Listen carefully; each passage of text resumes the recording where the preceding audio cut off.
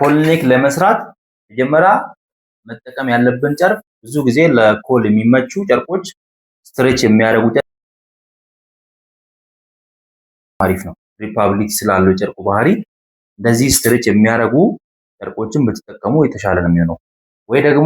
ወይ ደግሞ እንደዚህ ሳተን ጨርቆችን መጠቀም ትችላላችሁ።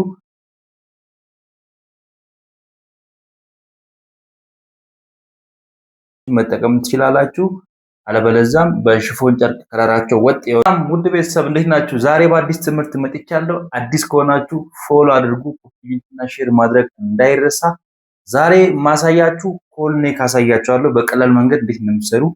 ኮልኔክ ለመስራት መጀመሪያ ቤዚክ ቶፕ ያስፈልጋችኋል። ይሄንን ቤዚክ ቶፕ ትሰራላችሁ። ሁሉ ጊዜ እንደምናደርገው ብሎኩን በረስት ኦቨር ፎር ወደታችን ለዛ ከዛ ሾልደር ቱ ዌስት ወይም ቶፕ ሌንግዝ ትወስዳላችሁ። ከዛም ፓተርኑን በዚህ መልክ ከሰራችሁ በኋላ ፓተርኑን ስትሰሩ ወረቀታችሁን ደብል አድርጉት በደንብ እንዲገባችሁ። ወረቀቱ በዚህ ሳይድ ፎልድ መሆን አለበት ማለት ነው። ከዛ ልክ እንደ ቲሸርት ፓተርን ሰራችሁ። ይሄን ፓተርን መቁረጥ ነው። ከዛ በኋላ ፓተርን ትቆርጣላችሁ። ባኩንም እዚህ ለመጨረስ ከፈለጋችሁ ከፍ አድርጋችሁ ፓተርናችሁን ትቆርጣላችሁ።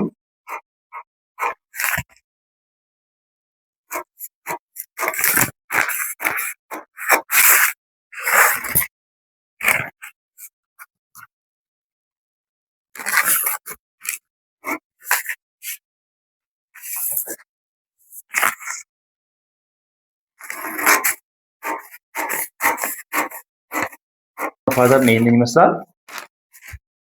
ባክና ፍሮንት ነው እዚህ ልንሰራ ነው። ከዛ በኋላ ኮልኔክ ለመስራት መጀመሪያ መጠቀም ያለብን ጨርቅ ብዙ ጊዜ ለኮል የሚመቹ ጨርቆች ስትሬች የሚያደርጉ ጨርቅ በጣም አሪፍ ነው። ሪፓብሊክ ስላለው ጨርቁ ባህሪ እንደዚህ ስትሬች የሚያደርጉ ጨርቆችን ብትጠቀሙ የተሻለ ነው የሚሆነው። ወይ ደግሞ እንደዚህ ሳተን ጨርቆችን መጠቀም ትችላላችሁ። አለበለዚያም በሽፎን ጨርቅ ከለራቸው ወጥ የሆነ ሽፎን ጨርቆችን እንደ ኮልኔክ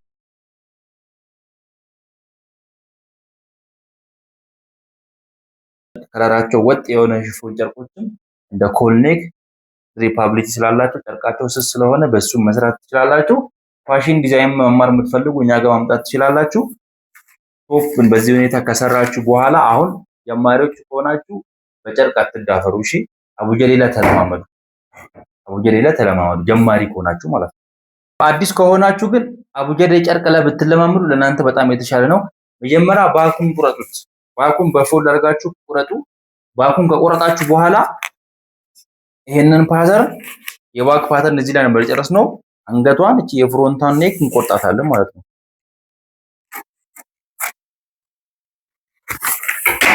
ከዛ በኋላ ይሄ ቤዚክ ፓተርን ነው።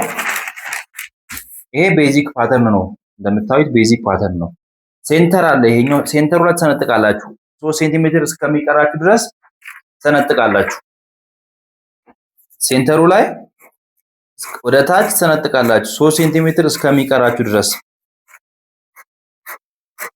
3 ሴንቲሜትር እስከሚቀር ድረስ ተሰነጥቃላችሁ። እስከመጨረሻ አይሰነጥቅም እንዲከፍትላችሁ ማለት ነው። ከዛ ኮል የምንፈልገው እዚህ መሃል ላይ ስለሆነ ጨርቃችን እንዘረጋለን። እሺ፣ ፓተርን ወረቀቱን ከሰነጠቃችሁ በኋላ ጨርቁን እንደዚህ ዘረጋላችሁ።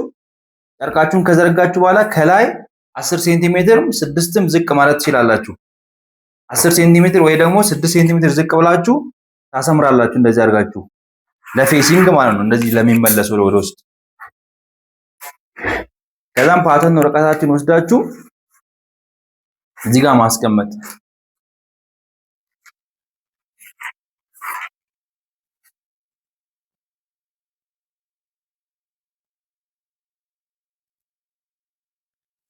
በስፒል በዚህ ሁኔታ ታያይዛላችሁ።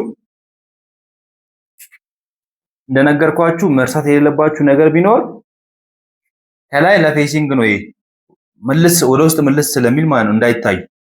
በዚህ ሁኔታ ካያያዛችሁ በኋላ የዚህን ስፋት እንደፈለጋችሁ ማስፋት ትችላላችሁ። እዚህ ጋር ሪፓብሊኩን በምትፈልጉ ልክ መጨመር ትችላላችሁ። ለምሳሌ እዚህ ጋር የተጠቀምኩት 30 ሴንቲሜትር ነው። እናንተ እንደፈለጋችሁ ከዛ በላይ ማድረግም ትችላላችሁ። በጣም አሪፍ ነው። 30 አሁን አሪፍ ይሆንላችኋል ማለት ነው። ከ25 ጀምሮ መጠቀም ትችላላችሁ። ከዛ በኋላ ጨርቁን ስንቆርጥ ይሄ አይነካም። በዚህ መስመር ነው የምንቆርጠው። ጨርቁን በምንቆርጥበት ሰዓት ያኛው መልስ ስለሚል እቺ ላይን ጠብቀን ነው የምንቆርጠው። እንደዚህ ያደርጋችሁ ትቆርጣላችሁ። ቁመቱ ላይም መጨመር ከፈለጋችሁ ሲሞላንት በዚህ እንደዚህ መቁረጥ ትችላላችሁ።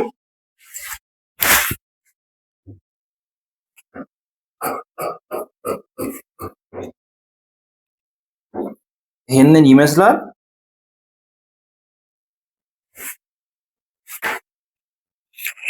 ብዙ ነገሮችን ለማወቅ ደግሞ ወደኛ መጣ። መጨረሻው ይሄንን ይመስላል ቤተሰብ። በቀላሉ እንደዚህ ተለማምዳችሁ ከዛም በኦሪጂናል ጨርቅ መስራት ትችላላችሁ። በአቡጀዴ ስለሆነ ብዙም ያልመጣው በስትሬች በሚያደርግ ጨርቅ ደግሞ ይመጣል። እሺ ቤተሰብ ቅድም በፓተርን ነበር የሰራነው። አሁን ደግሞ ቀጥታ ጨርቁን ብቻ በመጠቀም ኮል ኔክ ዲዛይን መፍጠር ትችላላችሁ። ስትሬች የሚያደርግ ጨርቅ ከሆነ በጣም ቀላል ነው። ጨርቁን እንደዚህ ካጠፋችሁ በኋላ ፌዚንጉን ቀጥታ ወስዳችሁ ወደ ባክ ታረጋላችሁ እንደዚህ። ከዛ በኋላ እዚህ በማስተካከል ድሬፒንግ መፍጠር ትችላላችሁ። ስለዚህ እንደዚህ ያደርጋችሁ ኔክ ኮል መስራት ትችላላችሁ ማለት ነው። ይሄ ጨርቁ ስትሬች ስለሚያደርግ ይመጣላችኋል በጣም። እንደዚህ ያደርጋችሁ በቀላሉ በስፒል በማያያዝ መስራት ትችላላችሁ። ስለዚህ ጨርቁ በጣም ወሳኝ ነው ማለት ነው። ብዙ ነገሮችን ማወቅ ከፈለጋችሁ ደግሞ ወደኛ መታችሁ በሰፊ መማር ትችላላችሁ። ቤተሰብ እናመሰግናለን ስለተከታተላችሁ። ኮፒ ሊንክ ሼር አድርጉ።